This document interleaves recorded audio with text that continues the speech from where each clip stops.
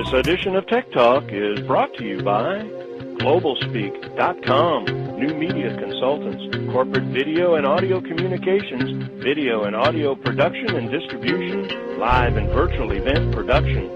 Tag TV and Tag Radio is a service of Globalspeak.com, creatively delivering powerful marketing, video, and audio solutions. Tammy, welcome to Tag Radio.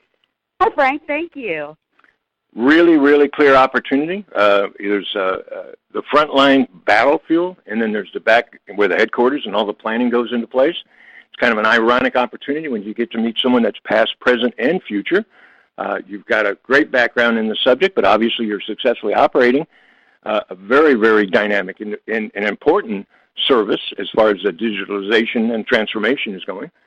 But even more so, you're looking at what's next, and gosh, aren't we all? So let's kind of jump in a little bit, because I think first thing that I want to talk a little bit about, you guys have a really unique culture that's getting a lot of recognition, and we talk about it here off and on, and and there's a lot of philanthropic and purpose-driven activities that are tied to one age demographic or one classification, like millenniums or that type of thing.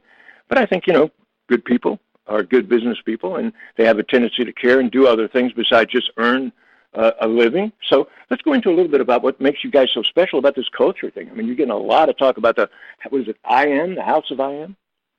Yes, we call it the House of IM, and it's really exciting because it makes going to work fun. People enjoy keeping their jobs when things get tough. They're there. But basically what the House of IM is, there's 5 IM committees. I'm living, I'm giving, I'm growing, I'm celebrating, and there's one more, and it's not coming to mind right now. But through these 5 committees, everything that goes on in the company happens through the committees. So if it's a fundraiser or if it's a lunch and learn, everything goes through the committees, and they're all employee-led, and then management is just approval process. And, of course, I mean, obviously, a lot of it has to do, and when you're talking about this, when we talk about change, I mean, obviously, we say it's the same thing, only different. It really doesn't matter what vertical you're in. I mean, I'm being facetious to a degree, but we all know that we're being driven by high-speed connectivity, supercomputers, Internet of Things, artificial intelligence. That's great when you're talking about, say, for example, even fintech, where, you're playing around with some kind of I guess I wouldn't say an aberration, but certainly an evolution of a more traditional environment.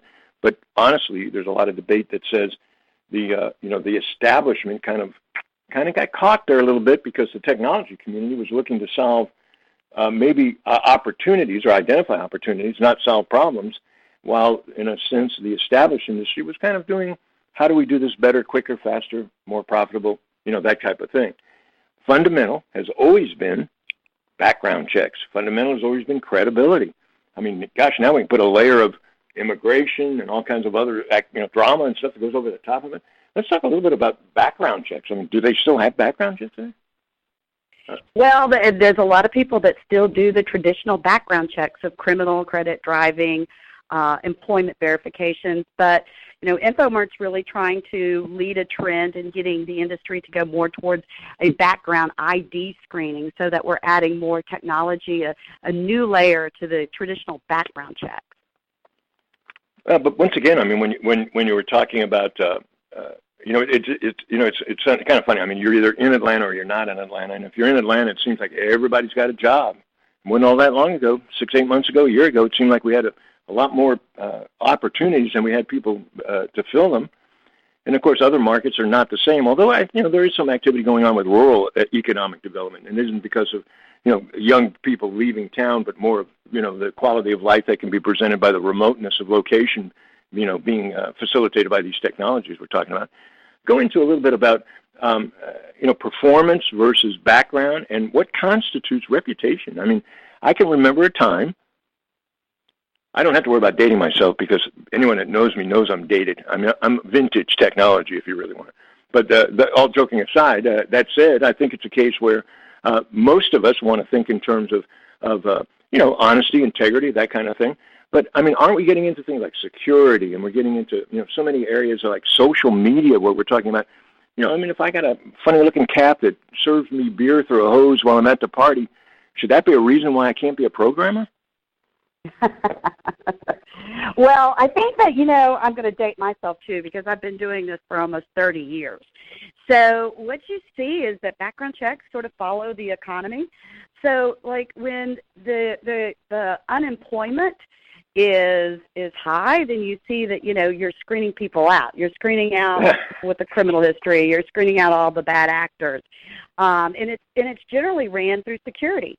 And then when you have a low unemployment rate, then it's run through HR, and you're looking for quality applicants.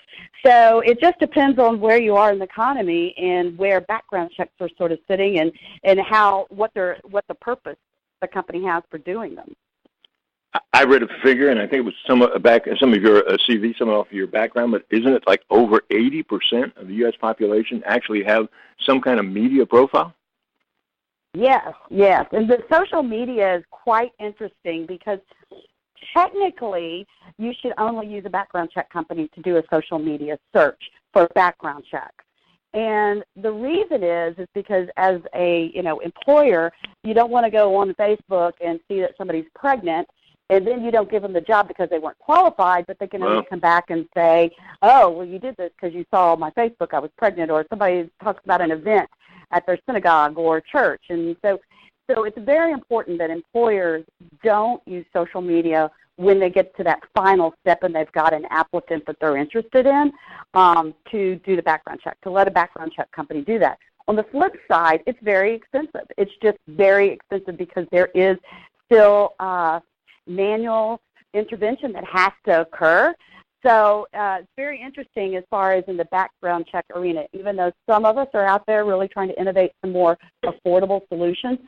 But you can use social media for the recruitment process. And that's where the technology is really fun and interesting, in that in the applicant tracking systems, companies are using AI to go out and crawl through people's social media, looking for keywords, qualifications, key phrases. And it's really interesting how this whole recruitment process that used to take, days and days for a recruiter to do, and you would come up with a list of 25 people. And they say on average that a recruiter that's not using one of these systems only uses 6 seconds. You only have 6 seconds to catch their attention to look at their resume. Now they can get a short list within the day of people that are truly qualified for that position. It's really exciting stuff. Well, I'll tell you though. I mean, another thing I love to explore is when you deal with some obvious things are first generation entrepreneurs. I mean, the woman or the guy who had the idea. I mean, the guy that knows how much the lights cost and how much the firm. They built the business literally and figuratively.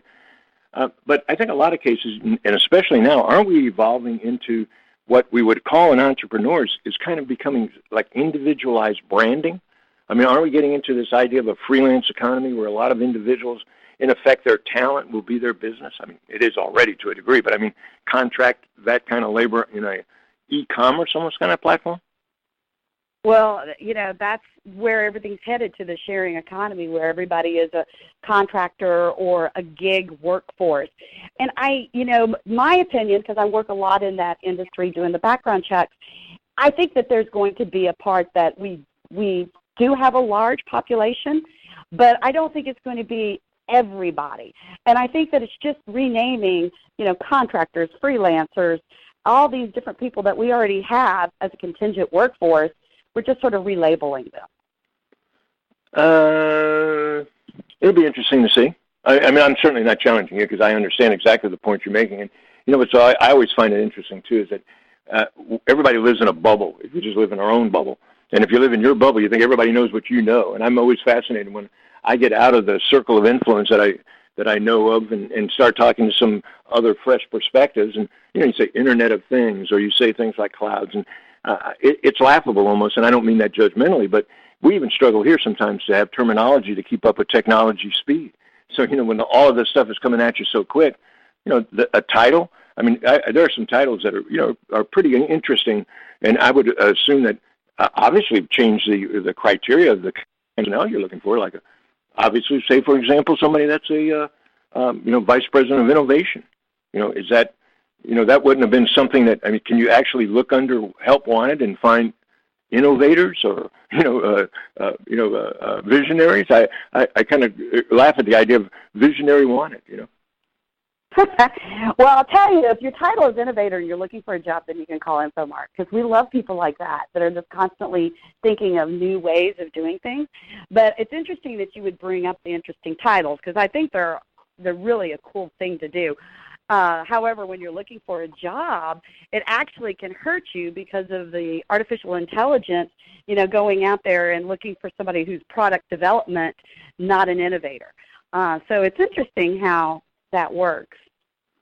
Well, but I'm not trying to. I guess I am belaboring a dead horse. I had somebody say the other day that I thought it was a cute line. I've heard it 1,000 times. But if the horse has been dead for 3 years, a good thing would be to dismount. The bit is if the business isn't working, get over it. And leave it. But that said, just a little bit more on the subject of what the new economy or this transitional economy might look like.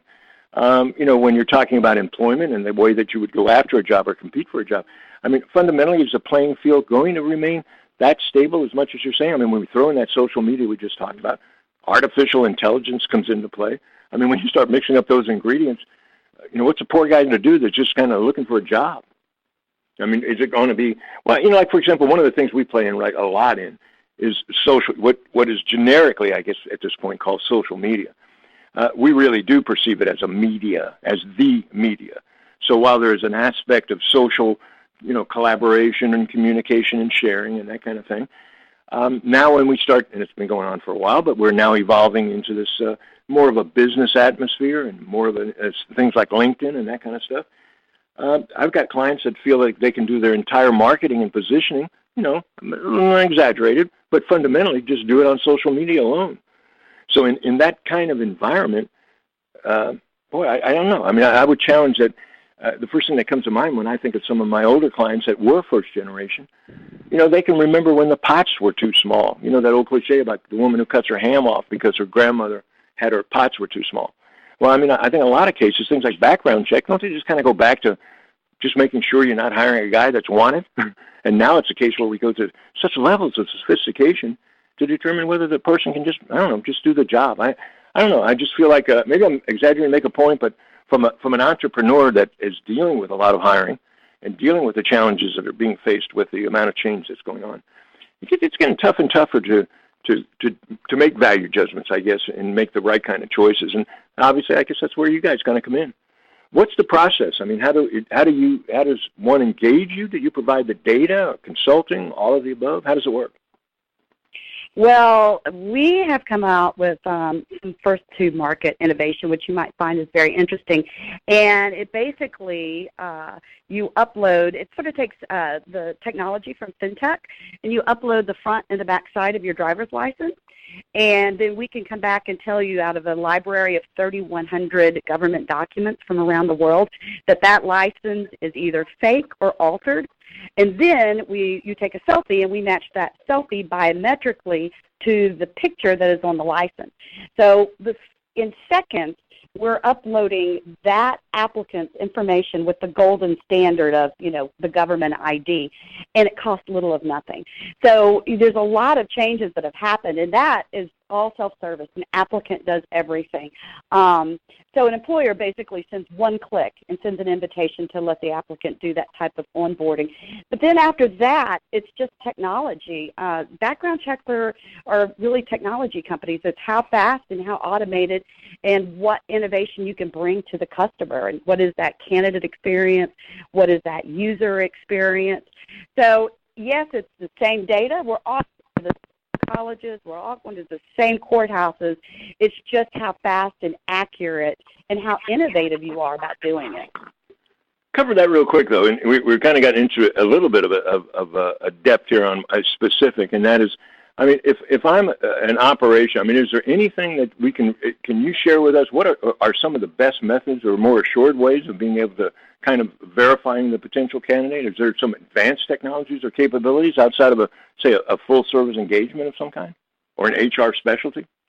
Well, some people think that doing background checks are expensive, first of all, and they're not. Criminal history usually costs you around $10 to $15. So it's not expensive to do it. But where employers really get themselves in trouble is that, well, we're in a very regulated industry. Yeah. You can't just use criminal histories the way you want. And one of the big mistakes employers make is they go online and they see, oh, I can get it for $30. I can have a subscription to pull this, data off of the database. Well, for employment purposes, any criminal history you use has to be 30 days current. And you can't, you're putting yourself in a horrible position because that applicant might not be the same person. And believe it or not, after we've done millions and millions of applicants, it always surprises me to find people that have the same exact name with the same date of birth. It's an interesting phenomenon, but it happens. And so using that information against somebody and then they don't get a job, you put yourself in a lawsuit right there. It wasn't worth it. But see, that's what really gets spooky when you talk about legacy systems. I mean, I love there's a cliche that says a man can make the same mistake for years and call it experience. I mean, you got a case where a lot of these legacy systems are very successful operations, and here's some young startup smarty guy who's going to come and tell me that I have to change everything and go digital and stop doing all the things I've been doing that in effect have been making me a very good living. Thank you very much for all these years. I mean, I guess my tendency would be to still fall back in my old ways of kind of making a somewhat of a value judgment because it's still interpretive, right? I mean, I guess the other part. It's amazing when I think about you combine automation and into that process, and you know what I mean. I'm not just talking about manufacturing automation, but the speed of everything being marched into a 0 and a 1 to make it that much more quicker, that much more efficient. In that type of an environment, is there actually going to be somebody on the other end evaluating, say, a resume or a job background? Wouldn't it just kind of fall into 12 categories, and if 8 of them fit, you're okay, but if you miss number 7, you don't get in? Well, in some ways, yes, but I think on the other side of that is due to artificial intelligence, HR people have more time now to spend with that applicant. So you might only get, 7 people at the top, but you have truly over an hour or an hour and a half to get to know that applicant. So that time you spent, sourcing and filtering and trying to figure it all out, now you have time to really genuinely assess somebody and give them a good interview. So you get to know the person, find the diamond in the rough. It's sort of interesting. Wow. I mean, I have to tell you, you're probably one of the few people I've ever heard that said that they had time to do something. I mean, it seems like everybody I talk to doesn't have time to do anything. We do a lot of work with CIOs, and these poor guys are, and I use that in the generic sense, but it wasn't all that long ago they were fixing computers as operational efficiency people, and now all of a sudden they're in boardrooms. I don't mean the same ones. Obviously, they've matured out, and there's a whole different criterion capability, but I mean, they're at the boardroom making major decisions, and so it's just an interesting mix in this transitional period for somebody like your operation. I mean, it's kind of a bridge. Really, I mean, I know it's kind of a naive way to explain it, but we don't know our way. We don't know what we're doing to a degree, and worst of everything is hyperbole. And there's so much noise. How do I make a value judgment or an honest decision when the next guy tells me, some bigger, better promise at a cheaper price? Before we go though, and I'm going to ask you if you have time, obviously in the near future, I'd love to invite you back because I don't think a lot of people relate to some of these things as being, say, HR issues or background issues. But I do think that this thing of singularity has no limit. And so when it all gets to be one thing, I don't think there's going to be that much difference. So I guess where I'm going here, and I know this is a tough question because we're running out of time, but blockchain, please. It's the buzzword. But what are HR doing? What's HR departments doing to utilize that technology? And please, how does it actually alter the HR work? Well, it's funny, being in the ID space, blockchain is the buzzword. And what I've seen is that you have people that think it's like the internet reinvented, and then you have other people that are like, we'll use it. So it's really going to be exciting to see what shakes out. So in HR, there are companies that are exploring, but everybody, including InfoMart, is sort of hush-hush about exactly what you're doing because you don't want anybody to steal your great idea. But I think in the long run, it's basically going to give security to a lot of processes. It's just going to protect information. So in background checks, That's just protecting applicants' information and also storing it so that you don't have to go back and, re-verify the same information over and over again, say like in education. So it's gonna really be a game changer, I think, in the next 2 or 3 years. Well, I could go into some virtual reality and find an avatar and never come back, and then you wouldn't be able to figure out. Okay, so now we're going to close it, but I got to ask you one. I don't think it's going to be a tough one because I know what you guys do, and I know the buzz around town and how great a job you guys are pushing the envelope. I mean, one of the things about this disruption, I wish there was I don't think of it as a negative word, but it sounds destructing or something. The reality of it is that I tell my clients all the time that when you reach the point of a disruptive technology, that's not the end. That's the beginning. Talk a little bit about the idea as far as a full-range company that you guys represent, because you guys deal with both large and small. Close it out with one little question, and that is, what are some examples clearly that I could understand that cite the fact that you guys are doing some innovative solutions? Well, I think the exciting thing that would say we're being innovative is that we are working on the technology of using blockchain. We're also looking at self-sovereignty, where people finally own their ID, which is completely opposite of what we've done for 30 years, where basically a courthouse owns your ID. We've been working on the process of having the applicant. In fact, our systems are designed now that an applicant does own their ID and the information that we pulled for an employer. So I think that's probably one of the most interesting things that's going to be happening in the future. Well, one of the big questions that happens in the general discussion is always about security and what used to be personal privacy and that kind of thing. I'm going to get to own my own ID? Wow. Yeah. Isn't that interesting? Who knew? Okay, well, hey, this has really, really been a lot of fun for me and a lot of education, Tammy. Thank you so much for all the great things you guys do. I mean, that's just rhetoric. I mean, you're about it, and you live your business and are passionate about it, and it shows. But, hey, thanks for taking time out of a crazy busy schedule to join us for a couple of minutes today on Tech Talk. Thank you, and I enjoyed being with you.